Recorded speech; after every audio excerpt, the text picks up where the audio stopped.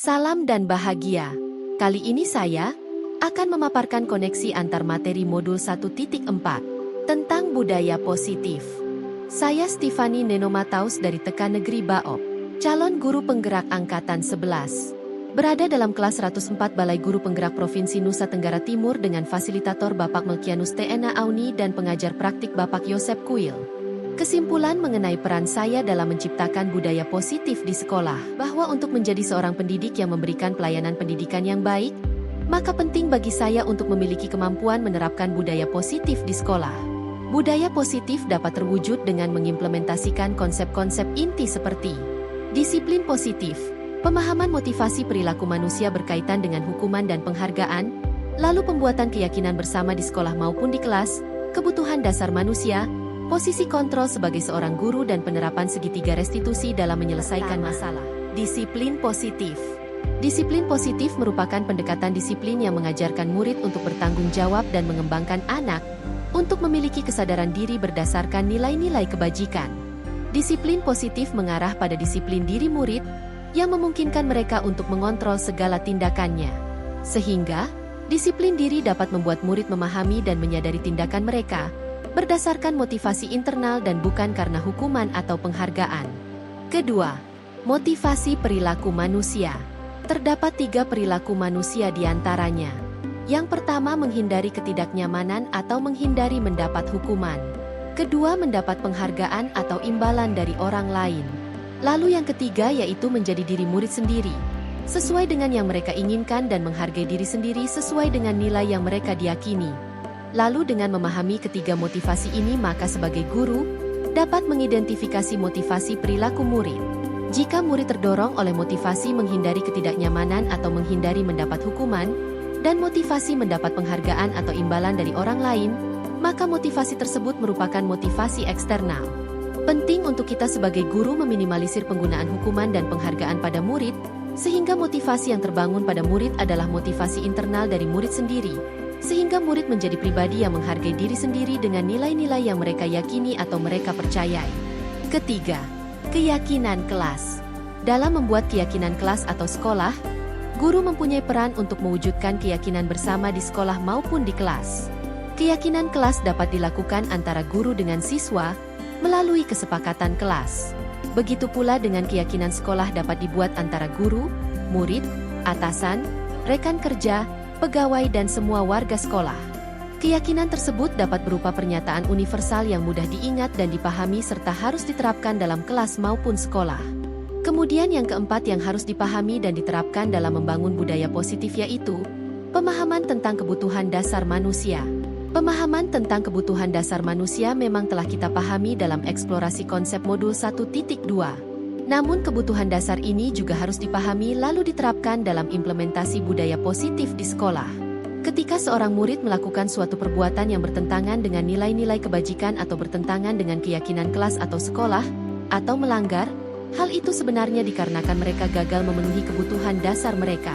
Untuk itu, perlu kita sebagai guru untuk memahami 5 dasar kebutuhan manusia yaitu: pertama, kebutuhan bertahan hidup atau survival adalah kebutuhan yang bersifat fisiologis untuk bertahan hidup, misalnya kesehatan, rumah, dan makanan. Kedua, kebutuhan kasih sayang dan rasa diterima. Anak-anak yang memiliki kebutuhan dasar kasih sayang dan rasa diterima yang tinggi biasanya ingin disukai dan diterima oleh lingkungannya. Ketiga, kebutuhan penguasaan. Anak-anak yang memiliki kebutuhan dasar akan penguasaan yang tinggi biasanya selalu ingin menjadi pemimpin. Mereka juga suka mengamati sebelum mencoba hal baru dan merasa kecewa bila melakukan kesalahan. Mereka juga biasanya rapi dan sistematik serta selalu ingin mencapai yang terbaik. Keempat, kebutuhan kebebasan. Anak-anak dengan kebutuhan kebebasan yang tinggi menginginkan pilihan, mereka perlu banyak bergerak, suka mencoba-coba, tidak terlalu terpengaruh orang lain dan senang mencoba hal baru dan menarik. Dan yang terakhir, kebutuhan kesenangan. Anak-anak dengan kebutuhan dasar kesenangan yang tinggi biasanya ingin menikmati apa yang dilakukan. Mereka juga bisa berkonsentrasi tinggi saat mengerjakan hal yang disenangi. Kemudian keempat adalah posisi kontrol guru. Ada 5 posisi kontrol guru yaitu: guru sebagai penghukum, guru sebagai pembuat rasa bersalah, guru sebagai teman dan guru sebagai pemantau dan yang terakhir guru sebagai manajer. Posisi ideal yang harus dimiliki oleh seorang guru adalah posisi guru sebagai manajer, sebab posisi guru sebagai manajer akan terjalin kerjasama antara guru dan murid, sehingga murid dapat bertanggung jawab dengan setiap perilaku mereka dan mendukung murid untuk menemukan solusi atas masalah yang mereka hadapi.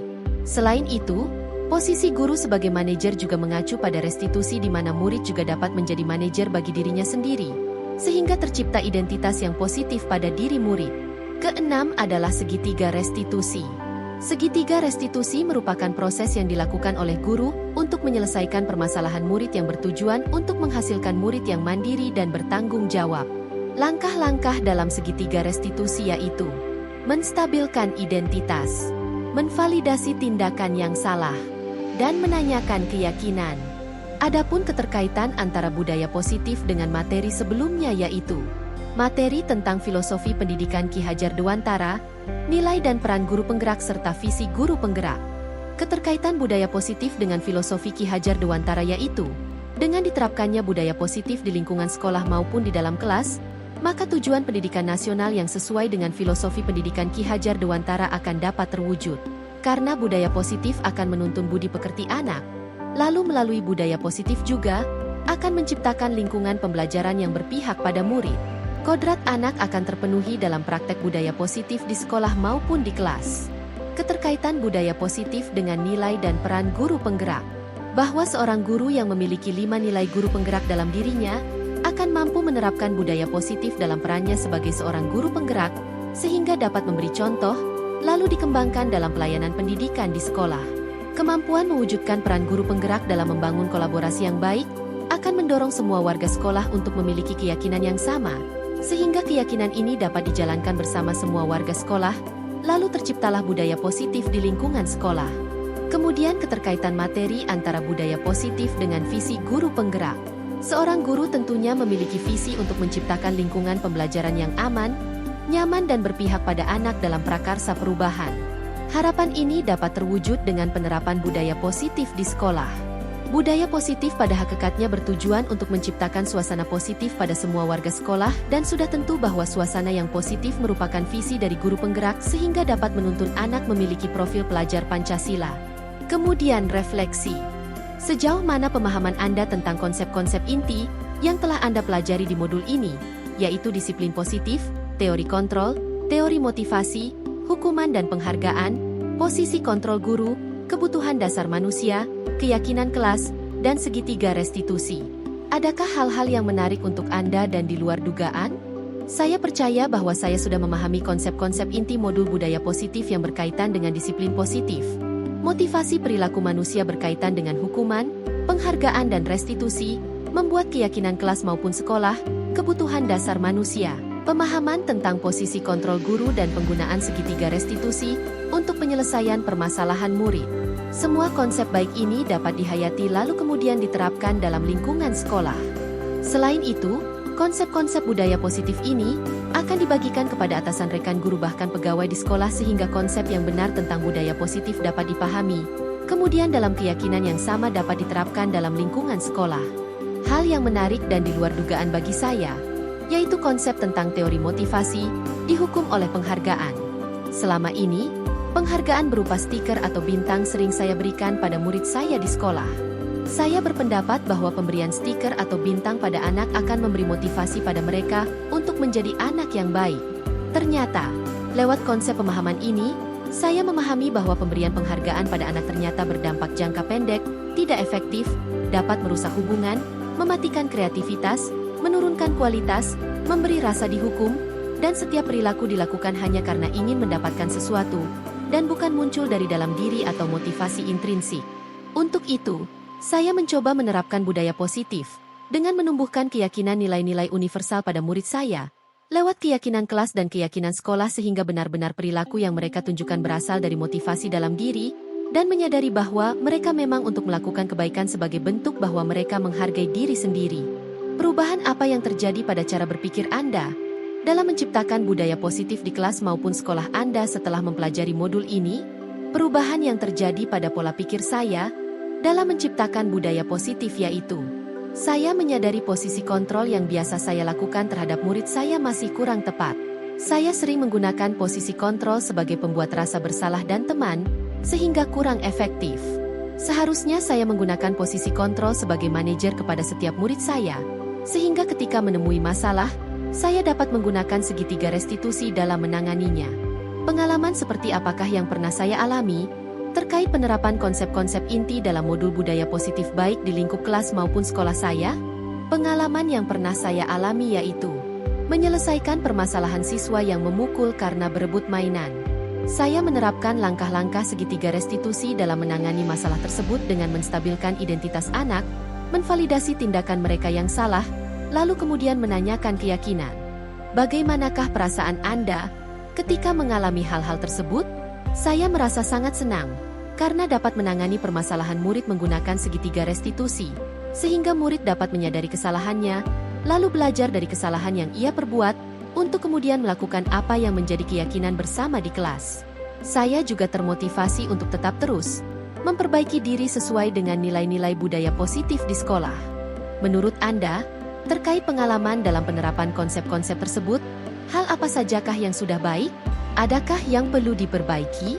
Menurut saya, hal yang sudah baik dilakukan yaitu mulai muncul perilaku disiplin pada murid, karena keyakinan kelas yang disepakati bersama dan terlihat mulai ada motivasi internal pada diri murid saya untuk dapat melakukan nilai-nilai keyakinan, setelah mendapat pendampingan lewat penerapan segitiga restitusi. Adapun hal yang harus diperbaiki, yaitu saya harus konsisten memposisikan diri dalam posisi guru sebagai manajer, terkhususnya dalam proses penyelesaian masalah yang terjadi pada murid. Sebelum mempelajari modul ini, ketika berinteraksi dengan murid, berdasarkan 5 posisi kontrol, posisi manakah yang paling sering Anda pakai, dan bagaimana perasaan Anda saat itu? Setelah mempelajari modul ini, posisi apa yang Anda pakai, dan bagaimana perasaan Anda sekarang? Apa perbedaannya?